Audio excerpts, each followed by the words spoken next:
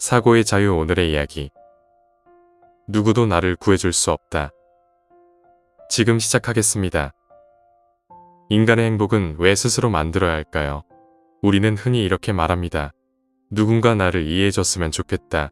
누군가 내 인생을 바꿔줬으면 좋겠다. 이 사람만 있으면 행복해질 수 있을 것 같다. 그러나 이 모든 기대는 공통된 전제를 공유합니다.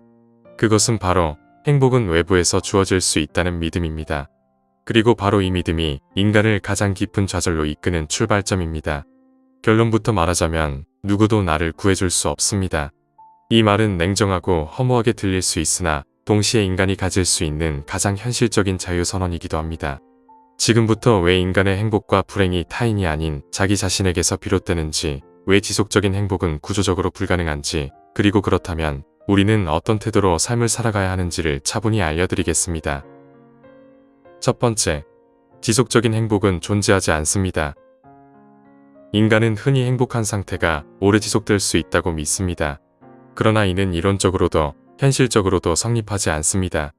행복은 고정된 상태가 아니라 반응이기 때문입니다. 더 정확히 말하면 행복은 외부 자극에 대한 뇌의 일시적 신경 반응에 가깝습니다. 인간의 뇌는 생존을 위해 진화했습니다. 이미 확보한 것, 이미 반복되는 것, 이미 예측 가능한 것에는 강하게 반응하지 않도록 설계되어 있습니다. 처음 얻은 성취, 처음 느낀 기쁨, 처음 경험한 안정감은 분명 강렬합니다. 그러나 그것이 반복되는 순간 뇌는 그것을 환경으로 인식하고 더 이상 보상 신호를 보내지 않습니다. 즉, 행복은 유지되는 순간 사라지는 성질을 가집니다. 두 번째, 행복과 쾌락의 차이. 많은 사람들이 혼동하는 개념이 있습니다. 바로 행복과 쾌락입니다. 행복은 결핍이 해소되는 순간의 반응입니다. 쾌락은 자극의 강도로 얻는 반응입니다. 비유하자면 행복은 물과 같고 쾌락은 설탕물과 같습니다.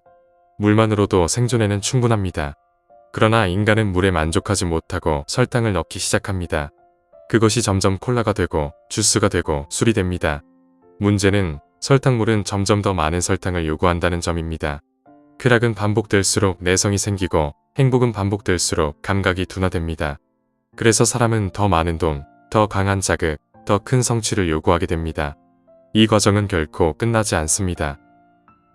세 번째, 결핍과 고통은 행복의 조건입니다.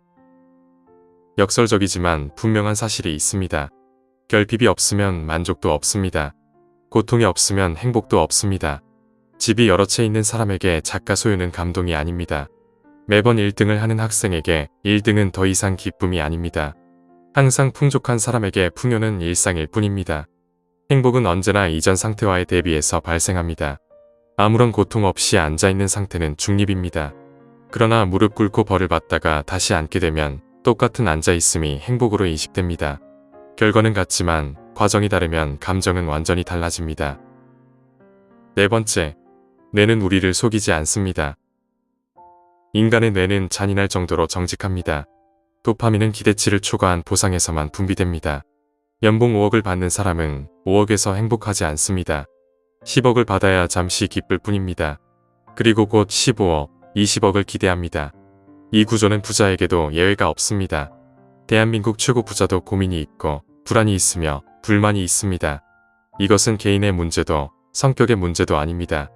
인간이라는 종의 구조적 한계입니다. 다섯 번째, 누구도 나를 대신 살아줄 수 없습니다. 우리는 흔히 말합니다.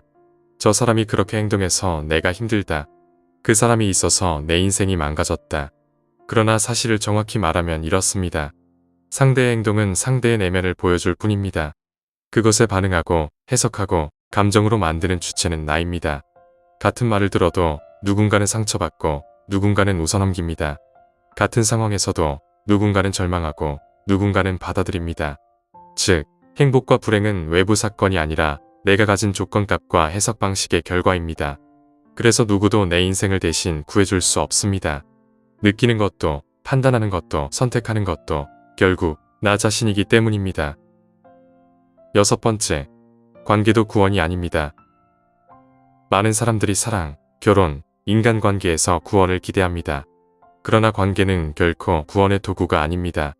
건강한 관계란 내 인생을 대신 살아주는 관계가 아니라 내 인생을 감당할 수 있게 도와주는 관계입니다. 100살이 넘은 노인의 말처럼 결혼은 맞는 사람을 찾는 것이 아니라 내가 이유 없이 미안해질 수 있는 사람과 하는 것입니다. 옳고 그름을 따지지 않아도 되고 존재 자체에 감사할 수 있는 관계, 그 정도가 인간이 감당할 수 있는 최선의 형태입니다. 7번째, 그렇다면 우리는 어떻게 살아야 하는가? 결국 질문은 하나로 귀결됩니다. 주어진 조건값 속에서 나는 어떻게 살아야 하는가? 정답은 단순합니다. 지속적인 행복을 목표로 하지 말아야 합니다. 불행하지 않은 상태를 유지하는 것을 목표로 해야 합니다. 비교를 줄이고 기대치를 관리해야 합니다. 외부 자극이 아닌 내부 해석을 조정해야 합니다. 행복은 만들어지는 것이 아니라 허용되는 것에 가깝습니다. 누구도 나를 구해줄 수 없습니다. 이 말은 절망이 아니라 사실입니다. 그리고 사실을 받아들이는 순간 우리는 타인에게서 자유로워지고 과도한 기대에서 벗어나며 삶을 스스로 책임질 수 있게 됩니다. 행복은 누가 가져다주는 선물이 아닙니다. 불행을 증폭시키지 않는 태도의 부산물일 뿐입니다. 이 세상에서 나를 구원할 수 있는 유일한 존재는 언제나 그리고 오직 나 자신뿐입니다. 오늘 이야기는 여기까지입니다. 영상이 마음에 드셨다면 좋아요와 구독 부탁드립니다. 끝까지 시청해주셔서 감사합니다.